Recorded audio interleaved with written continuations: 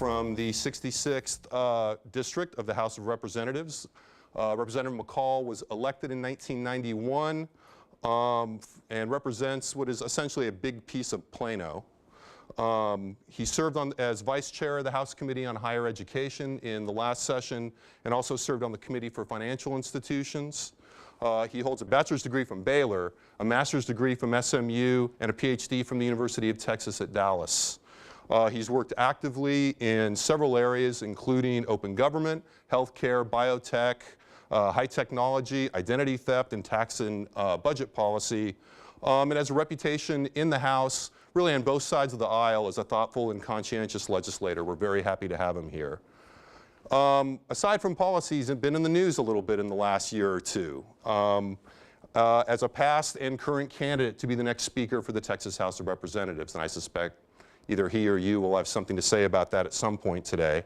Somewhere in the middle of all this, you know, I hear by Thanksgiving, although I hate to commit that to video. He will also be completing a manuscript, turning a manuscript into a book for the University of Texas Press. The book will be called, at least as of now, In the Shadow of John Connally, An Examination of Gubernatorial Power in Texas, and we're all looking forward to that. So without further ado, please join me in welcoming Representative Brian McCall to the University of Texas at Austin. Thank you. Thanks. Appreciate it. Thanks. Thanks. Great to be with you. Thank you for letting me be here. Thank you for calling me a conscientious legislator, which is a lot like being named best dressed on radio. I'm from the government and here to help. It's good to be with you. When I was first elected, I served with Ann Richards as governor. Soon after that, George Bush came. There were renovations going on the Capitol building, and part of the renovations were such that they had to take the Goddess of Liberty off the top of the Capitol dome by helicopter. And it was very difficult to clean her and get her back up, even with a helicopter. Don't know how it was done in 1885, but it must have been an awful experience for those trying to do it. Governor Richards was asked, what should we put atop the Capitol dome once we get the Goddess of Liberty off?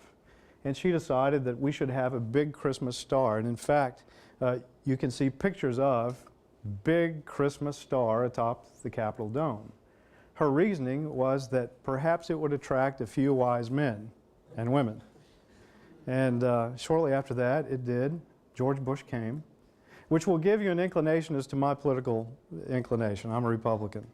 There are some very good Republicans that say I'm not a good one, but I'm a Republican. I'm from the House of Representatives, which is not a representative body. It's not a representative body of the people of Texas by any stretch. Since the House of Representatives was founded along with Texas, when Texas became a state, there have been 5,299 men serve in the Texas House of Representatives. There have been 117 women, 35 of which are serving today. So in that regard alone, it's far from representative of the people of Texas and has a long way yet to go. The first female governor in the United States was a Texas governor, Miriam Ferguson, in the 1920s and again in the 1930s. The Texas legislature then, just as the Texas legislature now, deals with things like highway funding, public health, transportation, higher education, crime, punishment, imprisonment, all of those things then and now. To underscore this, in the 1920s, she was asked what her position was on the teaching of English as a second language. And she said, if the English language was good enough for Jesus Christ, it's good enough for the school children of Texas. So while the questions don't change, we deal with the same things now that we dealt with then. I hope as we go along, the answers get a bit better over time. And I think they do. That's progress. The legislature never solves any problem. Never has, never will, won't, and can't. But if we advance the ball in the legislature and improve the lives of some as we go along and make things a bit easier and better, not just in Texas, but as a model for the other states, then we've done what we need to do. Texas is important in the scheme of things, not just in the United States, but in the nation. Because in this Capitol, when we're in session, people from all over the nation who are authorities in their subject and from around the world come to see and talk and testify and influence what we're doing. Because what happens in California and Texas and Florida in particular becomes models for the other states in the nation and other nation states in the world. If Texas were an independent nation state, you've heard, we would be the 9th biggest economy in the world. We're certainly the largest democracy in the world with a part-time legislature.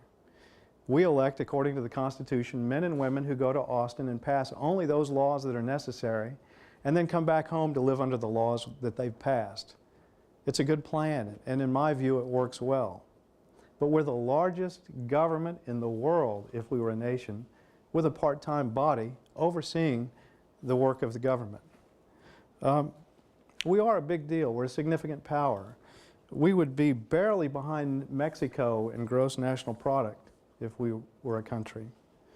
If you combine us with the 2 states I mentioned, Florida and California, just to give you some impact of the size, those 3 states alone would be the 5th biggest economy in the world, ahead of Germany. Let me give you an historical perspective. The governor of California, Arnold Schwarzenegger, the governor of Texas, Rick Perry, and the governor of Florida, Christ, I don't know his first name, governor's his first name. Governor Christ governed almost 2/3 of the number of people that Franklin Roosevelt governed when America became the most powerful country in the world. Texas alone, Rick Perry governs today about 20% of the people Franklin Roosevelt governed when the United States became the most powerful person in the world. Texas is significant in another way. We grow by about 20% per decade. That means in the next 10 years we'll have at least 5 million more people here. It's about 500,000 people a year, 1,400 people a day. What does that have to do with politics? Well, let's talk about where they're going. If 5 million people are coming in the next 10 years, they're coming to urban and suburban areas. 83% of Texans today live in urban and suburban areas. That's Frisco and Sugar Land and Round Rock and places like that. And the 5 million people that are on their way are not going to Dime Box and Paducah and Alpine and Poetry and Ignorant Hill. They're going to Sugar Land and Plano and Frisco and Round Rock and Katy and those sort of places. So that's going to make a big change in Texas, and it's made a big change today from where Texas was even 20 years ago. Why are people moving here? Because we do a lot of things right, higher education being one of them. But I want to talk about some of the challenges that we have in Texas. Today, every other baby born will be a Medicaid baby. Every other baby born tomorrow will be a Medicaid baby, and the next day, and the next day. We lead the nation in teenage pregnancies. Almost 1 in 5 adults can't read well enough to make out the label on a bottle of poison. We have some unique problems in Texas. We have a 1,200-mile border with another nation state, and our pollution laws aren't recognized across that border. We can't write laws to keep their pollution from blowing into our state. We can have agreements with the federal government and their government, but we have unique problems that other states don't have. As far as health insurance is concerned, we have the highest overall uninsured rate in the nation, meaning about 1 out of 4 people who would like to have insurance, who would do better with it, who would have a higher dignity of care for their health needs, don't have it. 24%. The national average is 15%. On a per capita basis, we incarcerate more people in Texas than any nation in the world, except the United States, of which Texas is the leading incarcerator. We execute more people in Texas than any other state. Today, as in most days, there are about 370 people sitting on death row, 360 men and 10 women. They're waiting. The thing that's interesting is, to me, when I was first elected, soon after I was elected, Bush was governor, I passed a bill to create a DNA fingerprint database. What this does is a lot of sex offenders leave behind at the scene of the crime absolute evidence that can convict them of the crime. And there was a lot of effort to get the bill passed for that reason. But another thing that it does, it provides absolute evidence to the innocence of those who were wrongly convicted of a crime. Bob Bullock didn't like the bill. He was lieutenant governor. And I passed the bill unanimously from the House, but I couldn't get it set on the Senate calendar. If you've been around the Capitol, you know that during a legislative session, there are always cakes and cookies and pies and food. Well, this particular week, there happened to be a lot, for whatever reason, of peanut brittle going around the Capitol. Bullock wouldn't set the bill. Bush's legislative aide, a man named Shelley, met with Bullock and said, look, the governor, Bush, really wants this bill passed. It passed the House unanimously. Would you set it on the calendar? The governor would appreciate it. Bullock said, no, I don't understand, nor do I like the bill. The next day, Senator Shelley met with him and said, you know, I've spoken with the governor and he really wants this bill set. And Bullock said, no, I told you yesterday we're not setting that bill next. Well, this happened 2 more days, but by the 4th day, Governor Bullock had been eating peanut brittle for 4 days and it had given him a case of diarrhea. When he left the room, Senator Shelley grabbed the clipboard, put my bill down, it came up on the Senate floor, passed the Senate unanimously, and that's how a bill became a law. It's different than the way you study in your book sometimes. The reason I mention this is because there have been 29 people exonerated from death row since that time using DNA evidence. There have been 405 people executed in Texas since the death penalty started again in 1982. And one must wonder how many innocent people may or may not have been executed. We likely won't know. I say this to tell you something about what a legislature can do. We don't do just things like decide prize money for the lottery. We don't do things just like failing to build roads where roads need to be built. We don't just do things like not funding public education to the extent that some think it might be, or not giving the teachers the raise that they might. Every single thing the legislature does affects someone's life in a significant way, certainly not as significantly as the example I just gave about the 29 people who were exonerated on death row, but every decision we make has consequences. There are about 5,500 bills introduced usually each session, from which about 1,200 are passed, from which there are usually numerous amendments and numerous decisions. T.S. Eliot said, in a minute there's time for visions and revisions, which a minute will reverse. And in fact, that's what happens with legislation. We revise, we reverse. When I was first elected, the most important issue in a Republican primary was that of limiting the terms of those elected to public office. It's not an issue at all now. And in fact, what's important one session is often inconsequential the next, or we reverse it. We change. Things dart and flow. I think amongst the issues that we look at, those that constituents contact us about are probably maybe 20 issues a session. They're very important. But if you look at 5,500 bills introduced, it's a small percentage of what we touch and what we deal with, yet it has the impact I spoke of. Some of the things we talk about is whether prisoners can be used as training fodder for guard dogs, whether we ought to be able to carry guns or not, and who should and under what circumstances, whether there should be a waiting period for a marriage license or a handgun license. And in fact, if you've sat in the House gallery, you know that you look down and you see a man or woman gets up to speak, says nothing, nobody listens, and then we argue about it. But there's some great exchanges that happen on the floor as well. A man named Mr. Warren Chisholm was on the front mic arguing why we should have a right to carry concealed handgun licenses in the state of Texas. And on the back mic, he was being questioned by someone whose logic was that we should have a waiting period before anyone buys a handgun. Their logic being that we even had a waiting period for a marriage license in this state. Mr. Chisholm's argument was that a handgun license is a lot safer than a marriage license.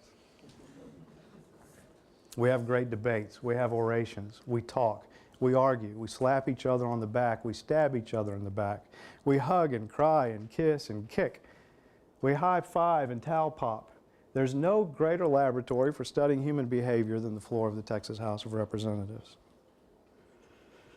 From a political standpoint, I mentioned the state is changing. And it's changing. I'm going to limit my comments to the Texas House because that's what I know best, though I get unsolicited letters from credible people all the time telling me I don't know anything about that either. But from a political standpoint, the Texas House is changing. There are 150 members of the House. When through reapportionment, the Republican Legislative Redistricting Board drew the lines for the House, they drew 97 Republican majority districts and 53 Democratic majority districts. Yet today, the current House makeup is 79 Republicans and 70 Democrats. There is one vacant seat that's presumably Republican that will be filled within a month. How can that be? Well, there's 17 majority Republican districts today in the House represented by Democrats. There are no Democratic majority House seats represented by Republicans. It's a bit of a dog's breakfast. There's no such thing the other way around, and yet the trends in Texas are interesting as well. I mentioned that 83% of Texans live in urban and suburban areas, and the growth of 5 million people over the next 10 years will be in urban suburban areas. Well, there's a good lady who's a number cruncher at the Capitol who monitors these such trends named Dana Chido. She's just done a new assessment of the trends since the last election cycle. Based on House districts and partisan changes, Republican strength is increasing in the outer suburbs and in the rural areas each election cycle by 1 to 4%. Democratic strength is increasing in the areas that I just mentioned that are having the high growth, urban and suburban areas. Areas like mine, my district is in the high 60s, low 70s. I say high 60s and low 70s because last election cycle, it was about a 72 partisan ranking for Republicans. But since then, 3.6% growth in Democratic Party influence in my district. Urban and suburban areas are gradually increasing in the Democratic hold, though they're heavily Republican at the moment. And the exception to this is south of San Antonio. Hispanic areas in South Texas, the Valley, Corpus Christi are trending Republican. So I mention that because it's campaign season. And legislative politics are vicious because the stakes are so low. And we're about to go into the campaign season, and you're going to hear and see a lot of things. How many of you like politics, by the way? Yeah, I do some days. I recommend it as an avocation, unless you live in Plano. Any of you live in Plano? You're from Plano? Yeah. And your parents there? Not because of the bad representation they're getting. No. Ah, no. The speaker's race was mentioned. The House in Texas is made up of 150 members who come together and select one of their own, a state representative, to guide and lead and direct the affairs of the House. This session, and this will be disputed, but my count is that this session there were votes in the middle of session to replace the Speaker. The Speaker of the House chose not to recognize someone who made a motion that he stepped down from the job, citing that he had the absolute authority to recognize or not, and that was a motion that in his view would bring chaos to the House, and he would not recognize it. And so I tee that up because I was told to speak a little bit of time and to answer questions for a little bit of time. And so I end on that note, and I'll be happy to answer any easy questions anyone has on any subject relative to the legislature. Okay, Sean back here has the microphone, so while you're thinking, so first easy question. Great. Oh, here we go. Yes, sir. I'm not sure if you remember back in college reading Max Weber's publication of Politics as a Vocation. But, remind me. I'm old. Well, I can't even remember now. I just read it like 2 weeks ago. But basically, I wanted to ask you what advice you have for people that do seek politics as a vocation and whether or not you think it's worth it to go into politics. I highly recommend it. I highly recommend that properly motivated people with life experience go into politics. What does that mean? Well, I mentioned a moment ago that the Constitution says we'll elect men and by they left out women, but we interpret we should elect men and women to go into politics in the Texas legislature, pass only those laws necessary, come back and live under the laws that they pass. So we have a citizen legislature in Texas. If you talk about the U.S. Congress, it's a full-time job. If you talk about statewide offices, it's full-time. Even in some counties, being a county commissioner is a full-time job. So I want to differentiate between part-time service, a citizen politician, and a full-time politician. My preference is for, and I think we get a better result from, citizen politicians who live in the community, who have other careers going. The legislature is made up of lawyers and business people and college teachers and you name it. They all come together with a unique expertise about what they do and how they do it. So if you're interested in politics and you don't live in my district, I would recommend that you develop a career, and to whatever degree you have an expertise in something, bring it with you if you come to the legislature. And from there, go into full-time service if that's what you want to do. The legislature is something that is, you know, there's an old cliche, you stick your hand into the darkness, grab another hand and pull it out into the light. You get more from your service than you give. It's a very part-time job most of the year, and it's an absolutely full-time job for 140 days every other year. So if you can balance those two, I highly recommend it. Nothing more gratifying. You touch the lives of so many people in good ways. And it's not just the passing of bills. It's helping a kid get into a college, not UT, but helping a kid that needs a little bit of help. Or it's moving a prisoner to a prison that's closer to his family so the kids can visit. The bills are great too, but it's helping the mother who's got a deadbeat husband, ex-husband, who won't pay the child support, helping her get the child support. Those are the real kicks. That's how you make a difference and help people. If anyone else is brave enough to ask a question, I'll keep the answer shorter. Yes, sir. Thank you for coming and spending some time with us today. You spoke a moment ago about political change, which is something I've been interested in for quite a while. And one thing that's caught my eye, and quite honestly, it's interested me and puzzled me, is some recent headlines we've seen in Austin, I'm sure elsewhere in the state, about some movement of political leaders from the Dallas-Fort Worth area from the Republican Party to the Democratic Party. It's caught my eye, and I'm interested in what your thoughts may be about what's going on there. You know, is this errors in judgment, something in the water supply, machinations unconnected to the speaker's race, or whatever it may be? I'm curious to know. Even in the high-value areas of Dallas where they drink bottled water, the change has occurred. So I don't think it's the water. It's the trend that I spoke of, where urban and suburban areas are trending that way. You know, the soccer mom thing is about 5 minutes ago, but it's a real deal. People are interested in their lives, their families, and the things around them. They're not interested in many ways in a lot of the wedge issues. This is the elected have had in running for re-election for some time a misguided notion that the voters may not just be the brightest people. The voters are pretty bright. And there has been and there will be a bit of a throw the rascals out mentality, I think, particularly in urban and suburban areas. There's a fed-upness. One thing I didn't mention a moment ago is that the rural trends in Democratic districts are Republican. They're trending to the same degree, 1 to 4%, toward the Republican Party.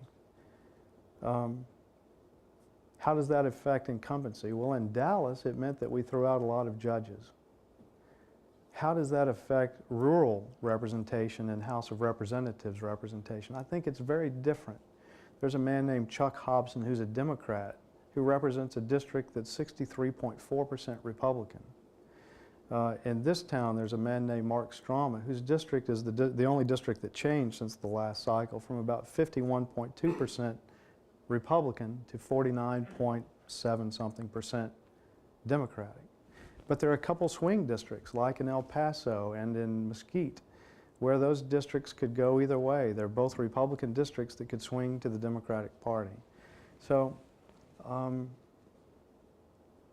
I think the only answer that I gave you is that I don't think it's the water. Yes, sir. I didn't make my question slightly easier. Bless you. You're speaking of the trends, the Democratic trends.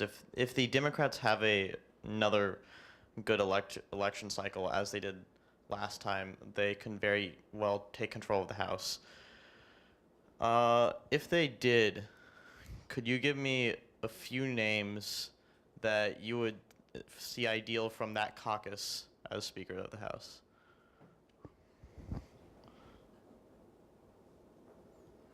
That would be like holding a press conference to say the captain of the ship was sober last night. I don't know that it would have the effect I would want it to have. I'm a Republican, and I want there to be a Republican majority.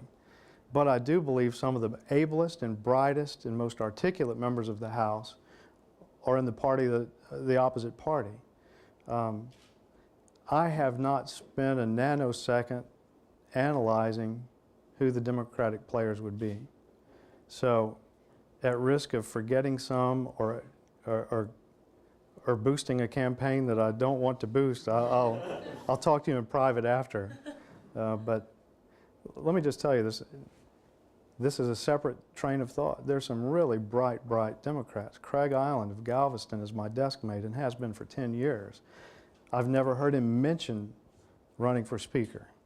It's just not a conversation I've had with Democrats. So that's why I'm not answering your question.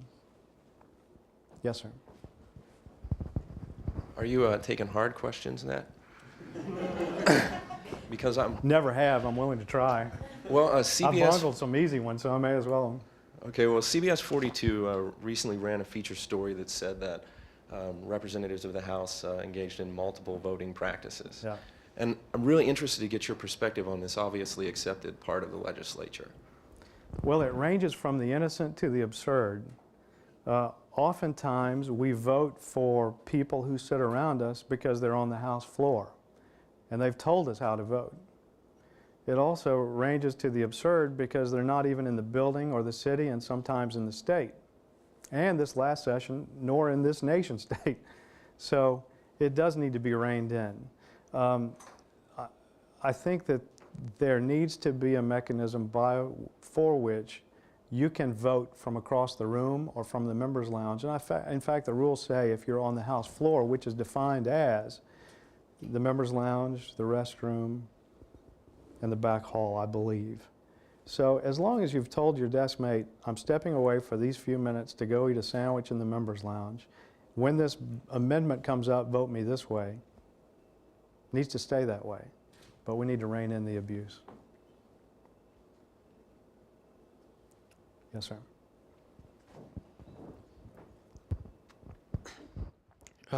There's a bill in the federal Congress that was passed.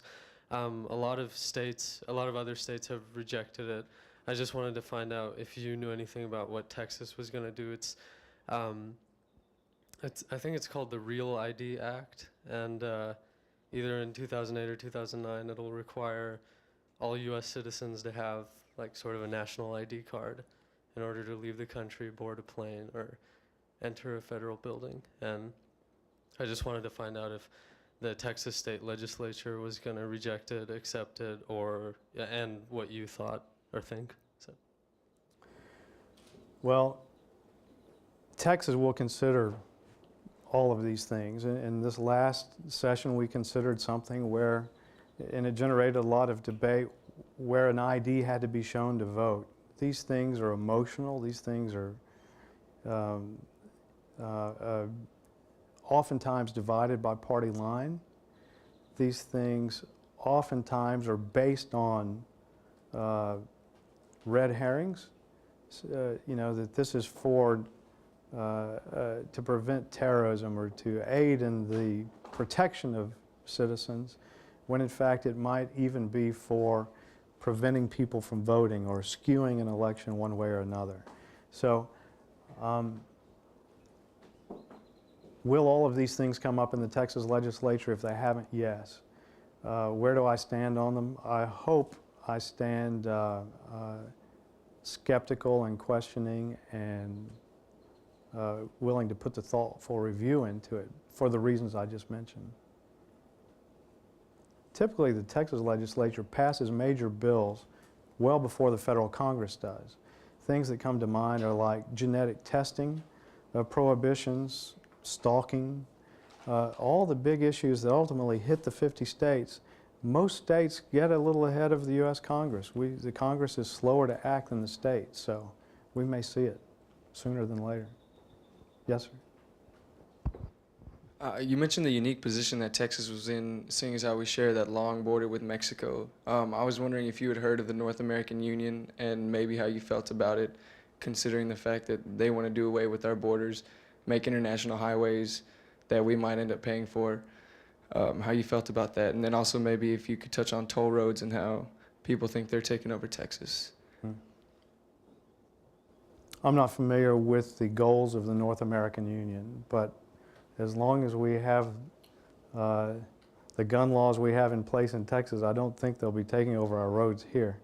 Toll roads, we may not have enough guns to prevent those from taking over.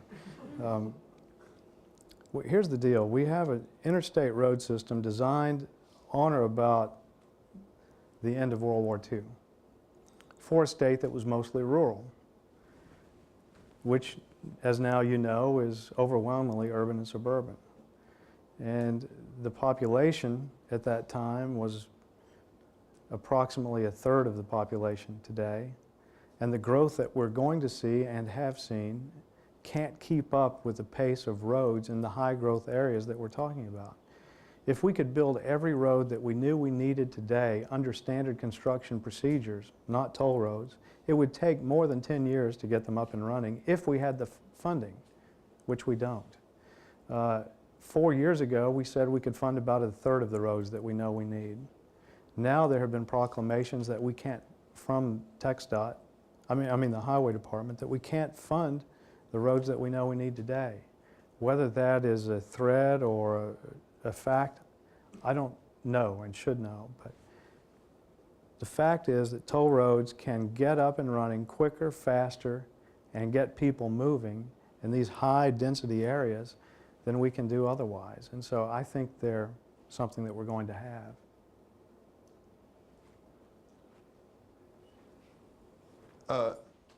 I want to close out in a minute, but so that you're not too late, not in a minute, but soon, so you're not too late to the airport. But I'd have to turn in, my sort of credentials, I guess, if I didn't ask you directly about the speaker's race. So I want to ask you a couple things. I mean, one, could you just describe for the people here what you think, the heart of the argument for change is, at the end of the day? And then second, I know it's early, but what is the kind of state of play of things? The speaker's been on the road in the last month, kind of making his case, in some cases very much in your neck of the woods. So I'm wondering if you could talk about those two things. The Speaker of the House is a gentleman named Tom Craddick, and Tom has been in the House for over 40 years. He has been in the Republican minority party for most of that time. He has been instrumental in building the Republican Party in the Texas House in particular, so that we would have a majority. He is an intelligent man, and because he's highly intelligent, and because he's been in the House 40 years, he's typically 3 or 4 steps ahead of most of us in the House on most issues. He's seen it before. He knows how it works. He knows how it can work. He has probably, and this is conjecture on my part based on the turnover in the House since I've been in the House, in 40 years he's probably served with 1,000 or so colleagues. House members come and go, but Tom has remained static and constant and there, and has had a big impact on how the state works in terms of water policy, natural resources, public health, tax policy, all of the big issues. So it's only human nature that he would want, because he sees a few steps ahead of most of us, having chaired the Natural Resources Committee before any of you were born He should know about water issues, and he should have a lack of patience about members whom this is a new thing for. And so I say it's only natural that it would be perceived by members that in fact he is micromanaging the process. It only is natural that someone who's been there 40 years, who knows what he knows, would tend to do that. But it's caused a schism and a problem, because members of the House don't want to be micromanaged. I want issues to come to the body from the members to the floor, to go through the process, to live or die by the decisions made of the House members and no one else, to the extent that that's possible. The rap on the current speaker is that the House of Representatives is managed from the floor, second floor, his office, down. And committee chairs are told what to do, and things see the light of the day that the second floor wants to see the light of day, and other things don't. So, I can understand how he got to where he is. And I'm opposed to that sort of process. I believe that members given access to good information, who are properly motivated, and I believe most members are, will come to the right decision sooner or later and ought to be left alone. So that, in a nutshell, I think is the schism. And how do you think the speaker is making his case at this point? I mean, in terms of the politics on the ground. Not well. He has a group of members who will do and go to the Alamo for him, which any speaker should. But if a Speaker of the House loses half the support of the House at any time, that Speaker can blame no one but him or herself. And circumstances have been such that, in fact, that has occurred. Now, none of that matters going forward. The only thing that matters is how many from each side show up on game day. And that will be determined in the elections in March and in November. And so today the big scramble is to effect change in who shows up on game day. And as a result, there are people that don't want change, that want to do everything they can to make certain that people like myself and Jim Keffer and Jim Pitts and on and on and on don't come back, that the party is over for them. You know, as I said, legislative politics are vicious because the stakes are so low. Well, in the minds of some, and rightfully so, this is a big deal. And so there are a lot of people on both sides working to effect change.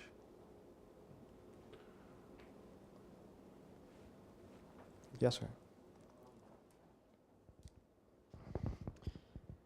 This is more towards your speaker's candidacy, so I think you might be able to answer this one. Don't be surprised when I can't. Go ahead. I won't. But do you think your chances would be better for winning the speakership if there remains a clear Republican majority, or if the House is equally split between Republicans and Democrats? Let me say I'm for a clear Republican majority. And it wouldn't take much for it to be equally split. You know, in essence, we're 80 to 70 now. Wouldn't take many changes. I mentioned that there are 2 seats held by Republicans that are swing, just barely Republican, Hagerty and Latham. But there are also some Democratic seats that are barely Democratic, 50.8%. That would be Pete Gallego. And so things can go either way, just depending on who has an opponent and how things go.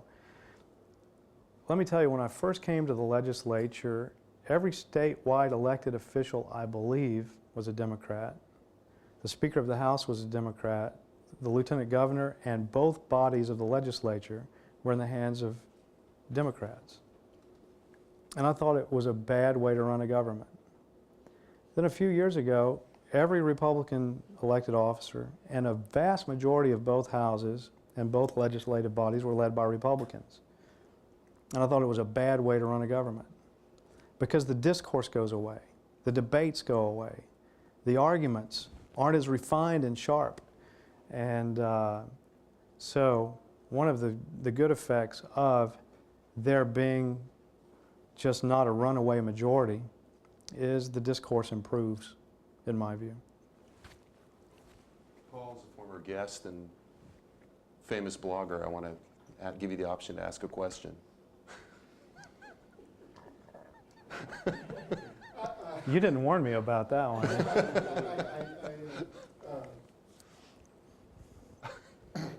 Well, I mean, there's really only, there's really only one question. Is Craddick better off today, or is he worse off today than he was on May 28th? There's no question that he's worse off today than May 28th. And May 28th was a bad day. I mean, if it's true, you know, if certain Democrats don't come back that are in his camp, Mr. Puente, for example, that's a loss. The Dallas area, Mr. Fred Hill left. He was on the opposite side, but the Dallas Morning News and the people in that area are very aware of what has gone on, and there's a great anti-Craddick sentiment. Mr. Craddick will be the issue in every single race, in every primary race, in every November race. And if you're running against Tom, you've got a boost. And if you're having to defend Tom and the continuation of the status quo, it takes a lot of explaining. And so I think if everything's based on who shows up next go-around, he has a problem.